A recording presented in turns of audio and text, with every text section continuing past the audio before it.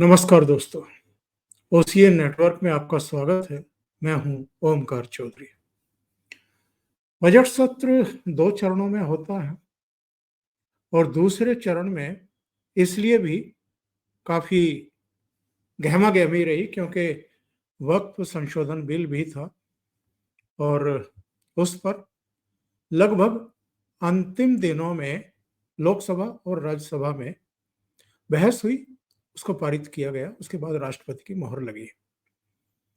राहुल गांधी बीच में विदेश यात्रा पर थे और जब महत्वपूर्ण विषयों पर चर्चा हो रही थी, तो वो सदन से गायब थे और नेता प्रतिपक्ष होने के बावजूद गायब थे।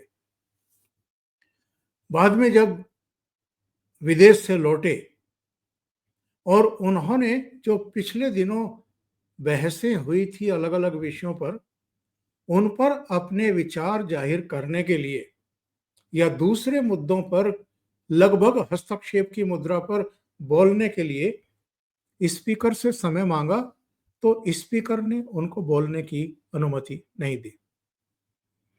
और उस समय ये बातें भी आई थी कि उनको कोई विशेषाधिकार मिला हुआ नहीं है या वो परिवार विशेष के हैं, इसलिए जब चाहेंगे तब आएँगे और तब बोलेंगे। ऐसा होता नहीं है और होगा भी नहीं।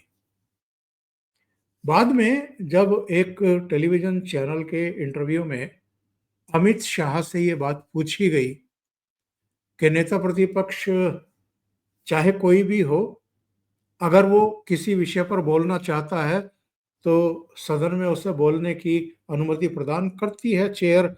लेकिन राहुल गांधी का आरोप है कि पिछले 8-10 दिन से वो बोलने की कोशिश कर रहे हैं, लेकिन सदन में उन्हें बोलने नहीं दिया जा रहा है, उनको अनुमति नहीं दी जा रही है। तो अमित शाह ने ये जवाब दिया कि उनको कोई स्पेशल इम्यूनिटी नहीं है। वो अपनी सुविधा के हिसाब से सदन में कभी भी आकर किसी भी विषय पर नहीं बोल सकते हैं।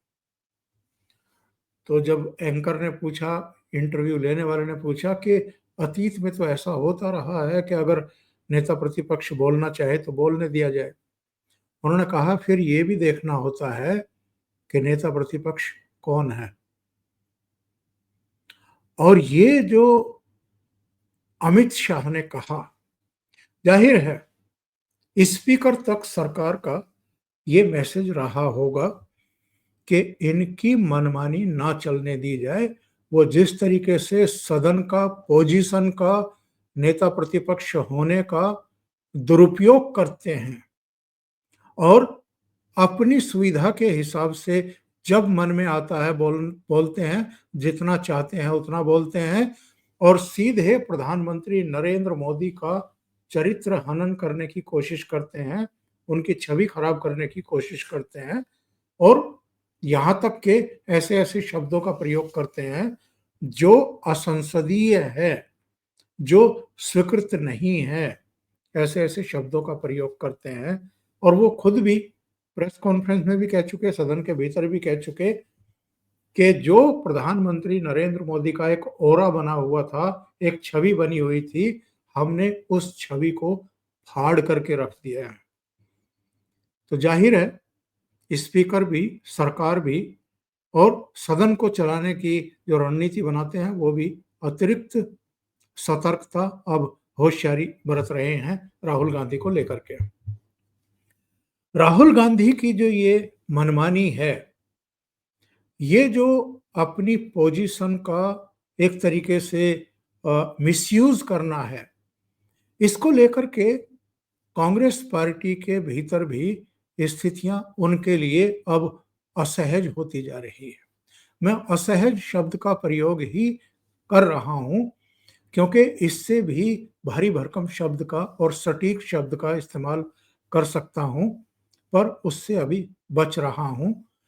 बस आपको ये संकेत और संदेश देने के लिए कि राहुल गांधी के लिए अब पार्टी के भीतर भी चीजें उतनी अनुकूल नहीं दिखाई दे रही हैं जितनी वो और उनका परिवार समझ रहा है। और इसकी वजह ये है कि अभी दुनिया के अलग अलग देशों में जो 7 डेलीगेशन भेजे गए हैं,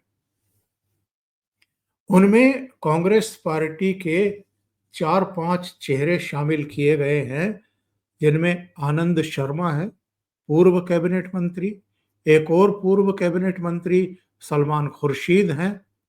एक और इनके मनमोहन सरकार में मंत्री रहे शशि थरूर हैं।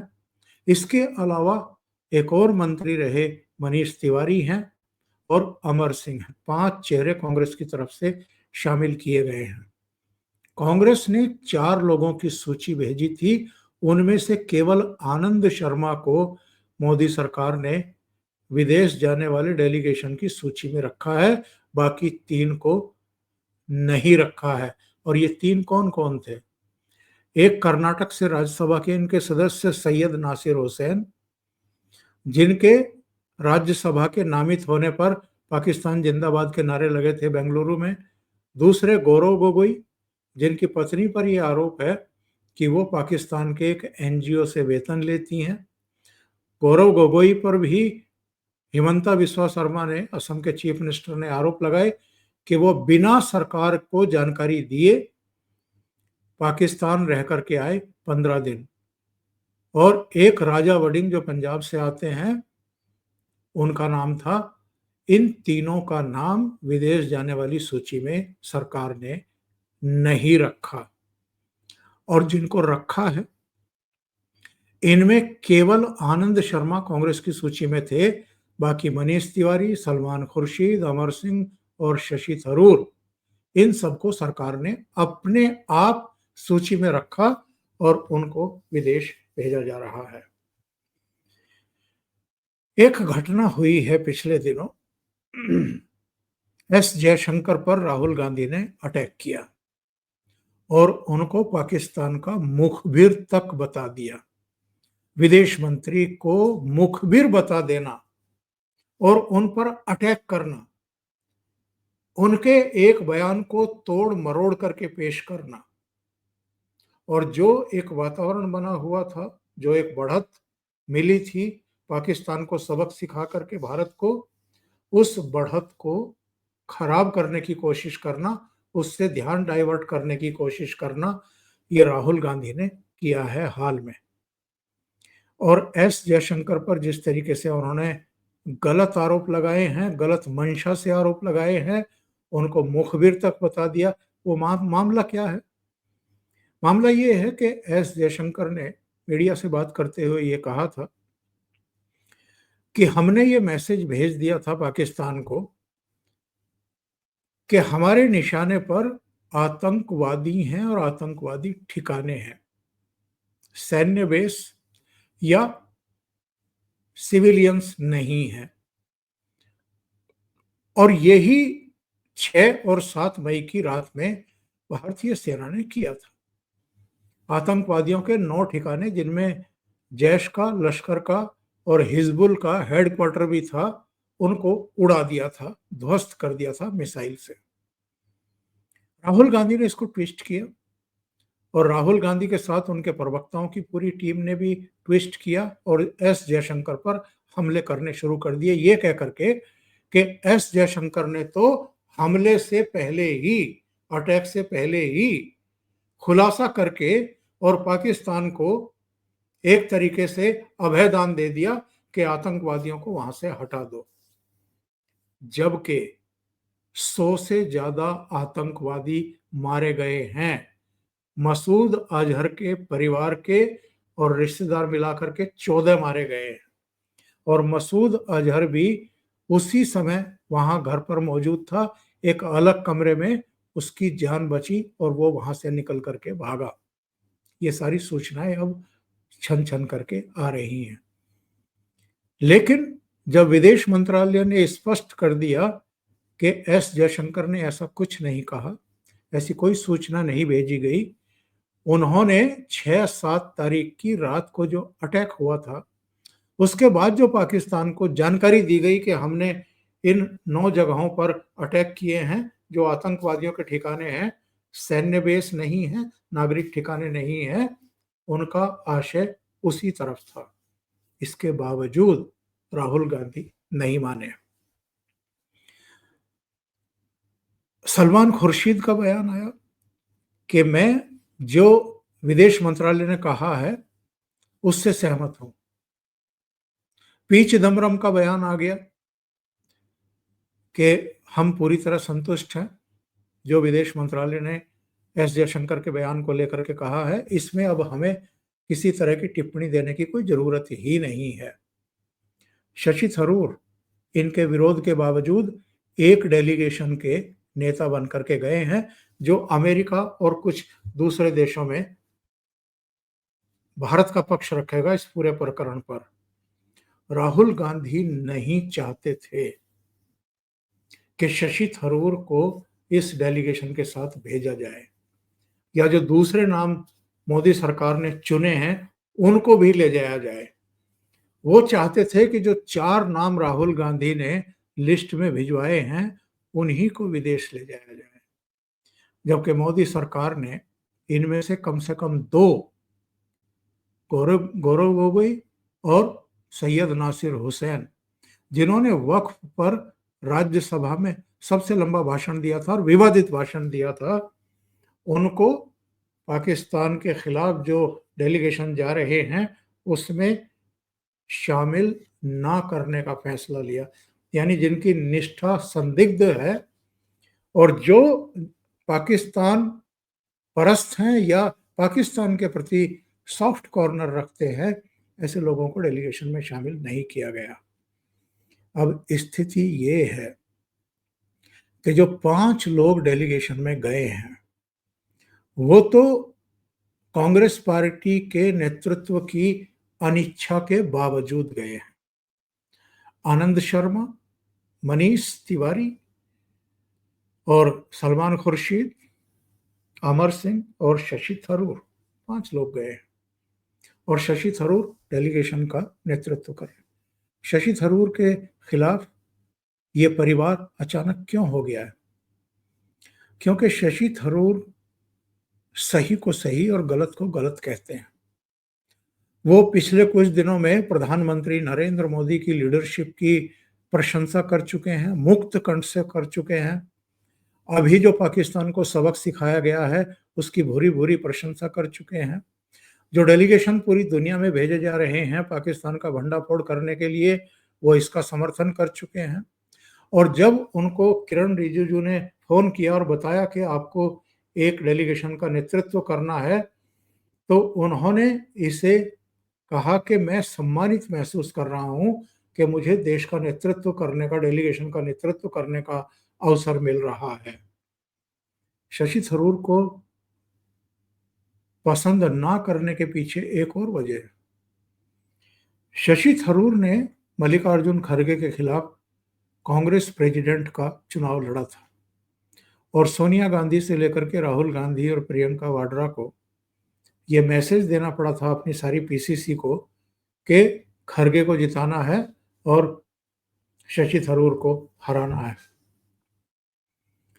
शशि थरूर उनकी आंखों की किरकिरी बने हुए हैं, लेकिन अगर राहुल गांधी के मना करने के बावजूद उनकी पार्टी के 5 मेंबर इस डेलीगेशन के साथ गए हैं, तो ये एक तरीके से राहुल गांधी के खिलाफ कांग्रेस पार्टी के भीतर अघोषित बगावत है, विद्रोह है, और इससे उनकी नींद हराम होनी चाहिए।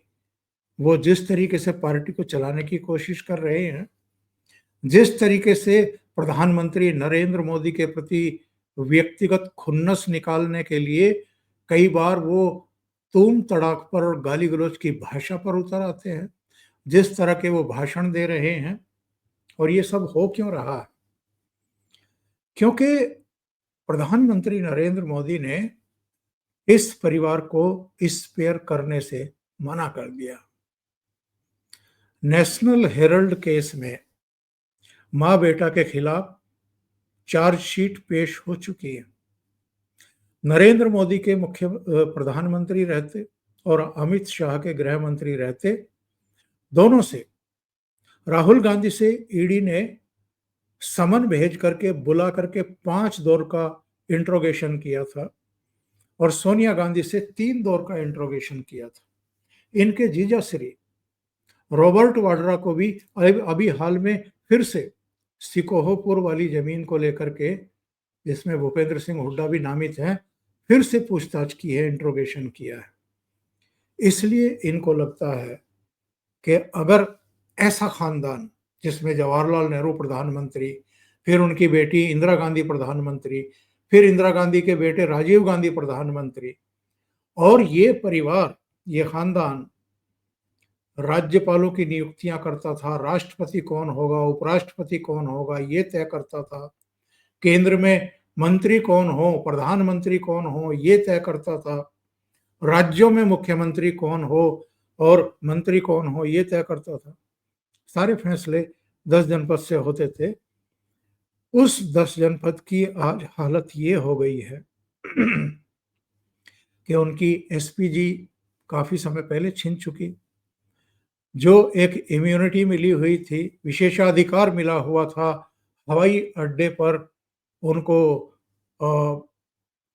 जहाज तक जाने का और बिना किसी खास सिक्योरिटी के अंदर जाने देने का, वो सब खत्म हो चुकी है।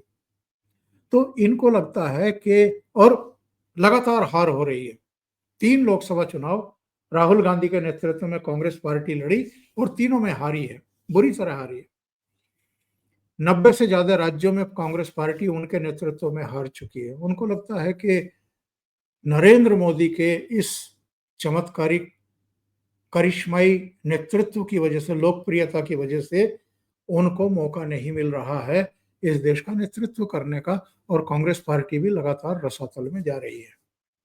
इसलिए उनको लगता है कि चाहे राष्ट्रीय मुद्दे ही क्यों ना हो, सेनाओं का पराक्रम, कौशल और सफलता ही क्यों ना हो, जब भी मौका लगे तो नरेंद्र मोदी के खिलाफ बयानबाजी शुरू कर दो, उनकी छवि खराब करने का कोई मौका मत छोड़ो। लेकिन इनकी पार्टी के नेता इनसे ज्यादा समझदार हैं और संतुलन साधना जानते हैं। वैसे तो जब गुलाम नबी आजाद को पार्टी छोड़नी पड़ी थी, और कपिल सिब्बल को भी, तो उन्होंने 2-3 बातें कही थी। उनका कहना था कि राहुल गांधी और कांग्रेस नेतृत्व यानी 10 जनपद परिवार आसानी से बड़े नेताओं से मिलते नहीं हैं, उपलब्ध नहीं है, उनके लिए सहज उपलब्ध नहीं है। और गुलाम नबी आजाद ने तो 7 पेज की चिट्ठी लिखी थी, उसमें गंभीर आरोप लगाए थे राहुल गांधी पर, एरोगेंस, तमाम दूसरी चीजों के। बहरहाल जो ये नया प्रकरण हुआ है, ऐसा लगता है कि एक बार फिर जो इस समय टॉप के लीडर, अगर ये परिवार उनको टॉप का लीडर मानता है, तो अब वो भी राहुल गांधी और 10 जनपद की सुन नहीं रहा है, और ये इनके लिए कोई शुभ संकेत नहीं है। अभी के लिए इतना ही। बहुत बहुत धन्यवाद। अगर आपको ये चैनल और इसके कंटेंट पसंद आ रहे हैं तो लाइक करें, कमेंट करें, वीडियो को शेयर भी करें। अभी तक अगर आपने ये चैनल सब्सक्राइब नहीं किया है तो सब्सक्राइब कर लें, और साथ में लगे बेल आइकॉन को दबाना ना भूलें, ताकि आगे आने वाले वीडियो और उनके नोटिफिकेशन आप तक पहुंचते रहें। बहुत बहुत धन्यवाद। नमस्कार।